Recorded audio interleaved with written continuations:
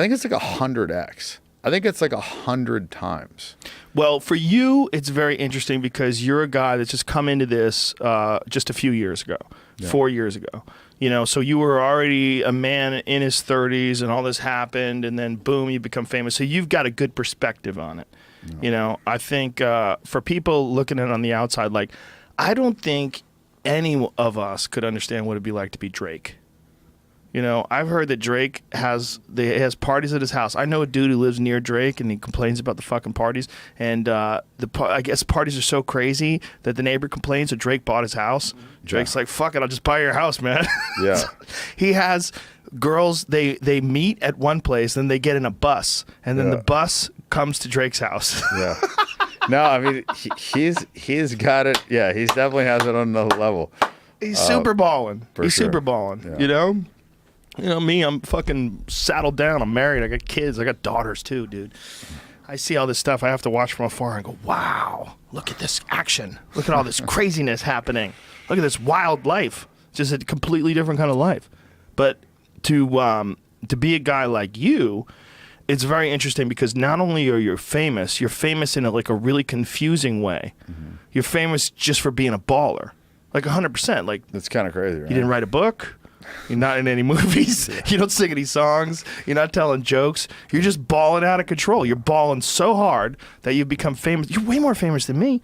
I mean, what did you say you have? How many Instagram followers you got? What is it? It's like 19. 19? I think the total is like 30 something. I have one. Yeah. I have 1.5 on Instagram. I have 2 on Twitter. I've been on TV for 20 fucking years. Yeah. It's funny, man. It's an interesting kind of fame. It's a very different kind of fame.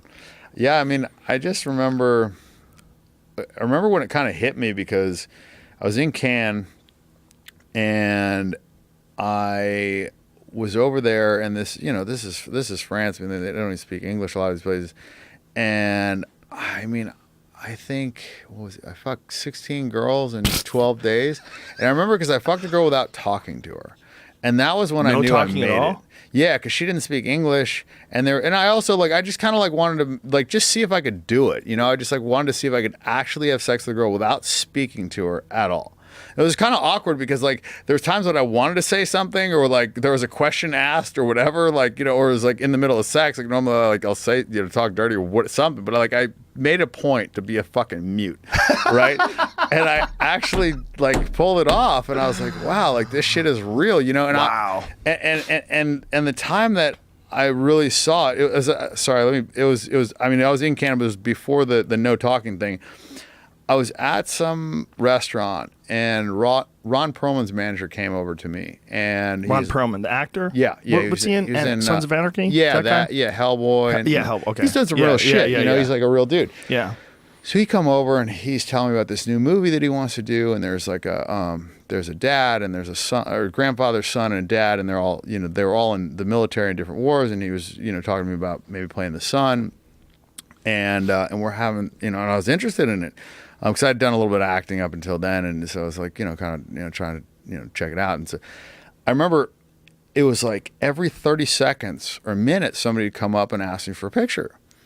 And after the 20th person, somebody came up and was like, "Oh, Ron, I'd love a picture with you."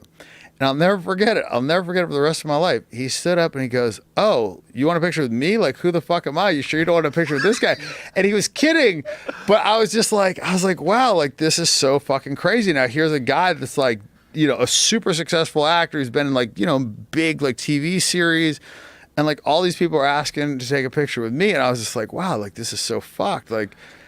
But it was real. I was just wow, this is a real thing. This isn't just numbers on the internet. This is I'm in a foreign country and I got all these fucking people coming up, I was kind of I was dumbfounded. Have you ever read that Thoreau quote, "Most men live lives of quiet desperation"? Yeah, I actually quoted that on one of my pictures. Oh, it's a great quote. The mass of men, or something along the lines of the mass of men lead lives of quiet desperation. Yeah, something along those lines. That quote, I love that quote. He's got a lot of great ones. He's a brilliant guy. But that quote is one of the reasons why I think your Instagram and everything is so popular. is because there's a lot of people out there that are stuck in cubicles or they're stuck in jobs that they don't want to be there. They don't want to be doing what they're doing. They're looking at their resources. It's so small. They're tired all the time. They get done from work. They don't have any energy to do anything else. They're saddled down with some relationship that's probably not optimal. They're getting yelled at. They're fucking. It's not going well. It's not going well. There's not a lot of joy. Yeah. And then they go on your Instagram and you're fucking jet skiing and late meet and it's all the shooting guns and your underwear. And it's like it looks so fun, and. Yeah, and I try and be authentic. Another one of his quotes, rather than love, rather than fame, rather than money, give me truth. And I like that. You can have all those, though. Look, you got it all. You got truth, you got fame, you got truth love, is the you got rare money. one. That's the rare one in LA. Well, it is rare because it's difficult to pull off because most people are not really comfortable with who they are. So instead of fixing that, they just kind of pretend. And look, that's what politics is. Yeah. That's what a business is. When you put that fucking stupid tie on and you got those slippery shoes with the tassels on them, and pretending that you really talk like that. Yeah. And you're talking about dividends and making it. Well, we can make this work, and let's touch base on Monday. And hey, great to talk to you. And shut the fuck up. It's all political correctness, the fucking pleasantries, the bullshit. That's what I wanted to just kind of get rid of. Well, I had a conversation with someone about, people that have a lot of money and ballers, and someone goes, that seems like such an empty life. And I don't know if we were talking about you specifically, but you're like a perfect example of it. I'm like, but here's my point. I'm defending you. I'm like, what's empty about it? Looks like he's having fun. Like, what's so great about showing up to an insurance company every day and putting in your work? Like, look, it's very admirable to provide for your family. It's very admirable to put in hard work when you don't want to and get it done.